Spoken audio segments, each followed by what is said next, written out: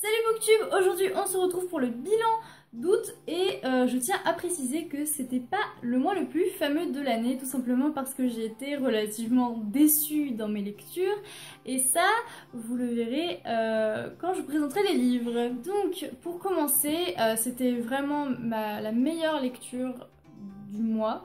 Pour moi, c'était donc Harry Potter and the Cursed Child. D'ailleurs, petite parenthèse, je ne sais pas si vous verrez, mais j'ai complètement défoncé mon livre. Voilà. Simplement parce que j'ai réussi à coincer ma valise dans les portiques dans la gare. Et il y avait mon livre dedans. Voilà. Du coup, j'ai absolument défoncé, il est tout taché. Trop dégoûtée. Voilà. Alors, parlons de ce livre. C'est le tout premier livre que je lis en VO. Donc ça, je dois avouer que c'est un peu ma grande fierté, voilà. Même si c'est que du théâtre, j'ai réussi à tout lire. Je suis super contente, voilà, j'ai bien réussi à comprendre en plus parce que le vocabulaire est vraiment pas difficile à comprendre, voilà, donc je suis très heureuse. Donc, je vais essayer de spoiler le moins possible. On se retrouve dans ce livre-ci pour rejoindre les aventures des enfants de nos héros favoris. J'ai été absolument ravie de retrouver les personnages et c'est dingue parce que je fais référence au film, hein, bien sûr, parce que je suis qu'au tome 1 de Harry Potter. Par rapport au film, les personnages sont vraiment très similaires, vraiment j'ai vraiment retrouvé cette magie des personnages, c'était juste génialissime. J'ai vraiment adoré retrouver Drago. Oh, Drago. Voilà, c'était... Ah mon dieu, Drago, c'était... Voilà, je l'aime d'amour, je l'aime d'amour. Dans ce livre-ci, vu que c'est une pièce de théâtre, il y a deux parties. Donc la première partie, j'ai trouvé vraiment qu'elle était géniale, c'était vraiment mouvementé, il y avait plein de choses, j'étais vraiment super intéressée. Et dans la deuxième partie, je me suis rendu compte que l'histoire est tournée un petit peu en rond. Donc je ne sais pas si je suis la seule à avoir eu cette impression-là, dites-moi si vous l'avez lu. Mais vraiment dans la seconde partie de la pièce, je trouvais que ça tournait en rond tout le temps. C'était un petit peu chiant. Voilà, et je pense que c'est ce qui m'a le plus déplu dans la pièce. Et quelque chose que j'ai vraiment adoré dans ce livre, il y a énormément de surprises. Genre, je m'attendais pas du tout à ça. C'était un truc de malade. Voilà, donc pour ceux qui attendent la sortie en version française, je pense que vous allez être vraiment surpris parce que franchement c'est super bien imaginé et je pense que c'est vraiment une très bonne voilà, franchement c'était une bonne lecture, j'ai vraiment apprécié ma lecture et j'étais très triste quand j'ai dû le refermer. C'était tellement bien que je suis allée dans ma chambre, j'ai lu et j'ai laissé 20 pages avant de m'endormir pour lire les 20 pages le lendemain parce que je voulais absolument pas le terminer, je voulais que ça continue, c'est génial. Voilà, je l'ai lu vraiment assez vite, je suis super heureuse, je suis super contente, c'est vraiment une bonne lecture, je suis très heureuse, j'arrête pas de me répéter mais je suis tellement heureuse de l'avoir lu, je l'ai lu, et il est vraiment bien, il est vraiment très bien, c'est vraiment une bonne suite. Mais je pense quand même que ça aurait pu être mieux niveau déroulement de l'histoire, action et tout ça. C'était mouvementé, mais ça se répétait beaucoup trop à mon goût. Donc pour moi, ce livre vaut un 8 sur 10. Ensuite, j'ai lu un livre qui n'en est pas réellement un. Il s'agit du coup de 10 fiches de Pico sur les troubles neurodéveloppementaux. Du coup, c'est écrit par Jeanne et Lucie Bouvet. Donc en gros, je trouvais que c'était super sympa en fait. C'est des cours. Donc du coup, vous avez le cours, vous avez c'est super bien détaillé. Et à la fin, du coup, vous avez des exercices. Donc vous avez des QCM ou des questions ouvertes ou des études de cas. Je trouvais ça vraiment super sympa pour apprendre des choses quoi, ou tout simplement réviser. Alors du coup, ce livre en gros traite de toutes les maladies du coup neurodéveloppementales comme l'autisme, comme l'hyperactivité, l'impulsivité et tout ça. Donc c'était très intéressant. Mais, parce que oui il y a un mais, j'ai trouvé ça dommage parce que le vocabulaire est vraiment technique et des fois j'ai vraiment eu du mal à suivre, j'étais là en mode ok. J'ai eu un peu de mal à suivre et j'ai trouvé ça dommage. J'étais super enthousiaste de le lire, Mais quand j'ai vu le vocabulaire super technique, bah, ça m'a un peu plombé quoi, et du coup bah, j'ai moins apprécié ma lecture que ce que j'aurais dû. Ça reste quand même un livre très intéressant parce qu'il y a tous les troubles neurodéveloppementaux, donc ça reste quand même dans le domaine de la psycho, donc ça reste intéressant, mais j'avoue que des fois c'était un petit peu dur de suivre. Et surtout, ce qui m'a vraiment embêtée, c'est que du coup j'ai essayé de faire les exercices. Et bordel! Bordel! Des fois c'était vraiment pas simple. J'avais beau relire le cours et tout, des fois c'était vraiment pas simple quoi. Et en fait finalement je me suis rendu compte que c'était tellement hard que je retenais pas trop le cours, en fait je retenais quasiment rien du cours. Je suis pas sûre non plus que j'étais dans la bonne période pour me concentrer, mais bon, relativement, je trouve quand même qu'il est assez complexe quand même. Donc voilà, pour moi ce livre vaut un 7 sur 10, c'est quand même pas mal. Donc maintenant c'est la partie blabla, je vais essayer d'être rapide. Donc pour le mois d'août j'ai participé au challenge des 4 maisons. Donc moi j'ai choisi de lire 9 livres pour atteindre le nombre de pages demandées. Et ce que je vais faire, ce qui va se passer, c'est que étant donné que j'ai lu aucun livre en septembre, et ben j'ai décidé de vous parler, de faire un bilan de septembre avec les livres que je n'ai pas encore chroniqués actuellement. Donc voilà, du coup il y aura 2 bilans séparés. Ce sera le bilan d'août mais à des moments différents, avec des noms différents. Mais voilà, tout simplement parce que j'étais en vacances et que j'avais pas le temps de chroniquer, j'avais ni l'envie de chroniquer, donc voilà. Voilà, du coup, vous êtes prévenus. Donc pour commencer ce challenge, j'ai lu Le mal que tu m'as fait de Hilary Davidson. Donc du coup c'est un thriller, moi je vais dire thriller parce que pour moi c'est thriller. Que dire de ce livre? Je lis très peu de thrillers. Et franchement, le résumé me paraissait vraiment bien. L'histoire me paraissait vraiment bien. Et je me suis juste rendu compte en le lisant que c'était pour moi, hein, juste pour moi bien sûr, c'était du vu et du revu. Voilà, parce que quand j'étais plus petite, je regardais énormément de séries policières. Et pour moi, je savais déjà ce qui allait se passer dans le livre. Il n'y avait aucune surprise, les personnages n'étaient pas vraiment attachants. C'était long. Voilà, pour moi il n'y avait aucune grande surprise. Donc je vous avoue que j'étais un petit peu déçue de ce livre quand même parce que je ne lis pas de thriller. Donc du coup j'espérais quand même que la barre serait un petit peu plus haute que les autres thrillers quoi du coup. Et finalement, non! Du coup, je suis assez déçue.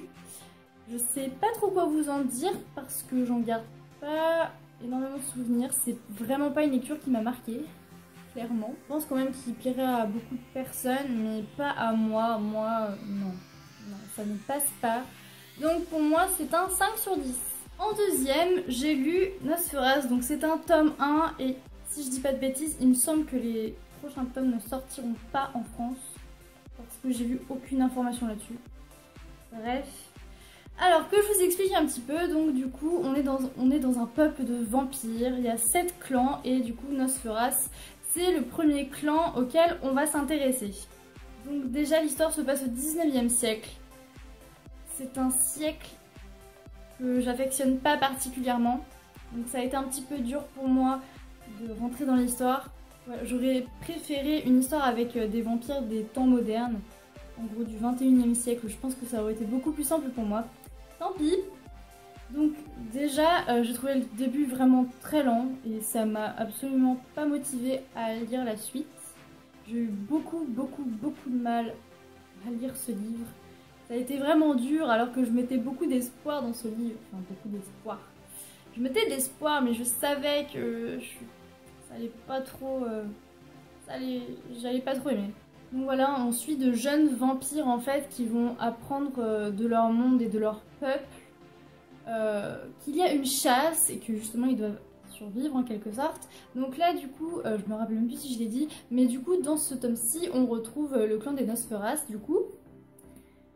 Que dire de ce livre? C'était dur. Je ne suis pas du tout adepte des vampires et encore moins quand ça se passe dans un autre siècle. C'était vraiment très dur à lire pour moi. Après, ce que j'ai beaucoup aimé dans ce livre, qui est un gros atout pour moi quand même, je pense, et pour beaucoup d'autres.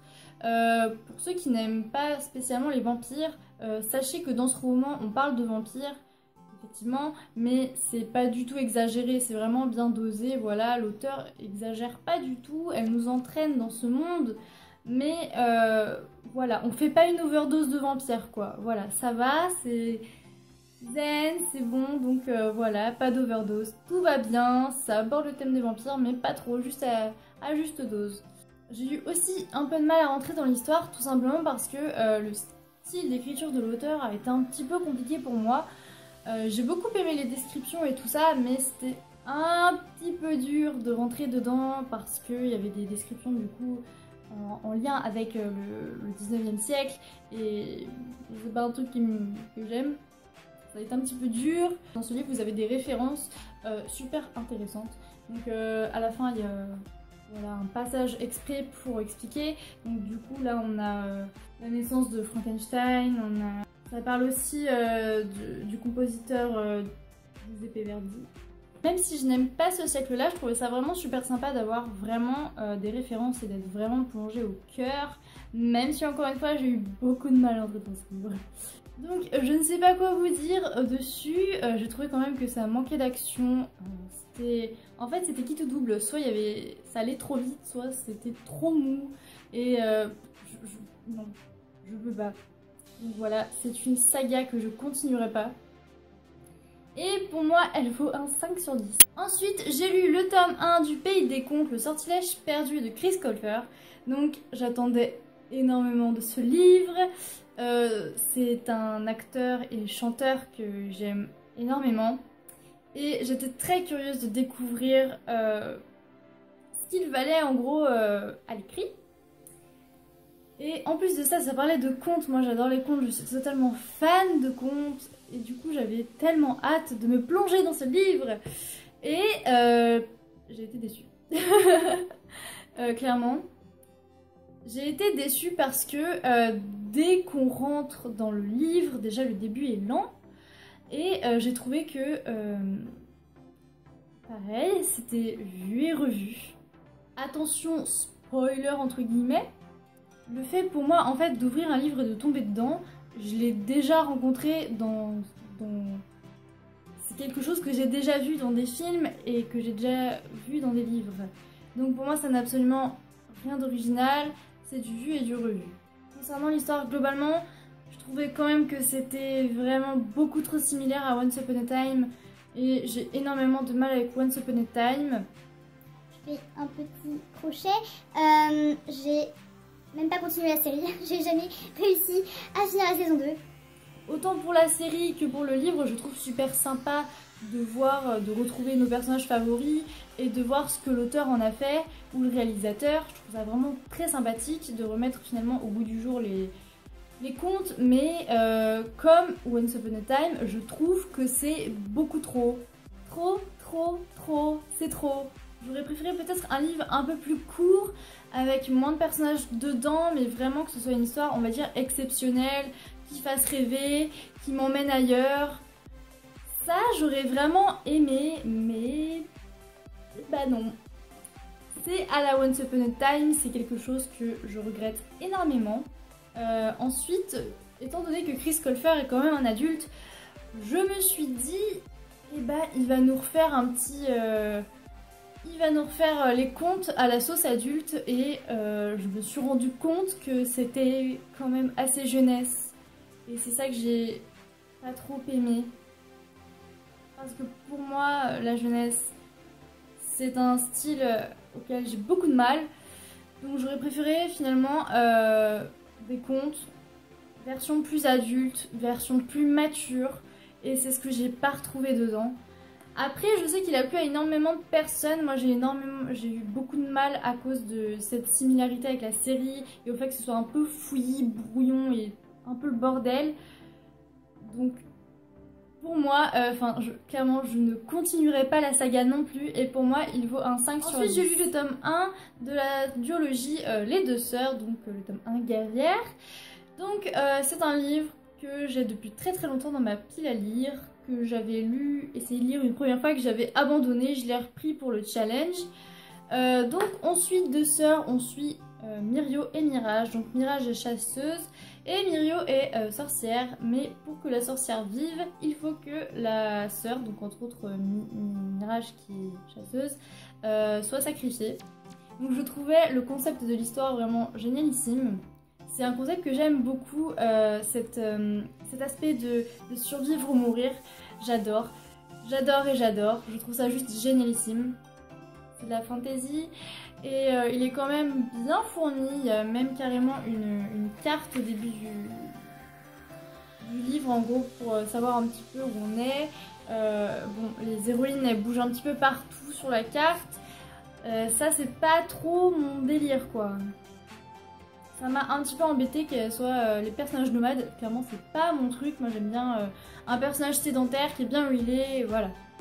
Ensuite, là où je dis que c'était grandement fourni, c'est il y a beaucoup d'informations, il y a beaucoup de... Enfin, c'est une lecture un petit peu lourde et trop riche à mon goût, sachant que la fantasy c'est pas mon style de prédilection, donc j'ai eu un petit peu de mal à me plonger dedans, même. Après, c'était pas non plus la catastrophe puisque le concept est juste génial, génial, je le redis, le concept est génialissime. Et concernant le style de l'auteur, je trouvais que c'était un peu lourd aussi, c'était un petit peu lent, elle avait une écriture un petit peu lente et ça, j'ai eu du mal aussi. Donc concrètement, je pense, et je suis carrément sûre d'ailleurs que c'est un super livre, mais pour une personne comme moi qui ne lit jamais de fantasy, qui a beaucoup de mal avec ce genre-là, je pense que c'est une lecture beaucoup trop lourde pour quelqu'un qui a du mal. Donc pour ceux qui adorent ça, bah, ne vous gênez pas, foncez. Et pour ceux qui sont dans mon cas, réfléchissez un petit peu. Donc pour moi ce livre vaut un 5 sur 10, bien que si j'avais aimé ce genre là, je suis sûre que j'aurais une super note. Et pour finir cette moitié de bilan, j'ai lu Temps de réveiller de Scarlett Bailey. Que dire, c'est une romance, ouais, je me suis risquée à la romance, parce qu'il est quand même gros et je voulais lire des gros livres. Les romances c'est pareil, c'est pas du tout mon truc, genre pas du tout, généralement je trouve ça cucu. Là je dois dire que c'était mieux que ce que j'espérais en fait. Je m'attendais vraiment à un truc cucu et ça l'était, hein, mais pas tant que ça. C'était mignon, enfin la romance était mignonne, mais des fois c'était un petit peu gnangnan, voilà. Sinon concrètement j'ai trouvé ça assez sympathique, le concept de l'histoire aussi, j'ai trouvé ça mignon, c'est sympa, c'est frais, c'est sympa. Donc c'est une lecture en gros qui se passe à Noël, donc déjà l'aspect hivernal, Noël, c'est génial quoi, c'est génial, les descriptions elles sont super cool. Et du coup ça les descriptions de Noël, ça m'a aidé à apprécier plus ce livre là, parce que Noël... concernant les personnages, je me suis pas vraiment attachée à qui que ce soit, mais je trouvais ça aussi un petit peu chiant parce qu'il y a quelques vulgarités et j'ai horreur des personnages vulgaires. J'ai clairement horreur de ça parce que je trouve que ça gâche une lecture. Je trouve ça juste horrible. Et ce qui était chiant aussi, c'était en fait il y avait pas beaucoup d'action physique en fait, on va dire ça comme ça. Il y avait surtout de l'action morale, donc ce que j'appelle action morale, c'est tout ce qui est conflit et tout ça. Il y avait quand même beaucoup de conflits, il y avait beaucoup de livres aussi. Voilà, enfin c'était surtout du moral et bon voilà, tout ce qui est conflit, genre machin, ça me saoule aussi. On dirait comme ça que j'aime rien, mais non c'est pas que j'aime rien, c'est que je suis très très très difficile et bon. Ça reste une lecture sympathique pour se changer les idées. Mais c'est pas quelque chose que je lirais de mon plein gré comme ça quoi. Donc ce livre vaut aussi un 5 sur 10. Donc voilà, cette moitié de bilan est terminée, l'autre sera en septembre du coup qui s'appellera bilan septembre, même si ce sera le bilan d'août en fait. J'espère que ça vous a plu, je vous fais plein de gros bisous, salut!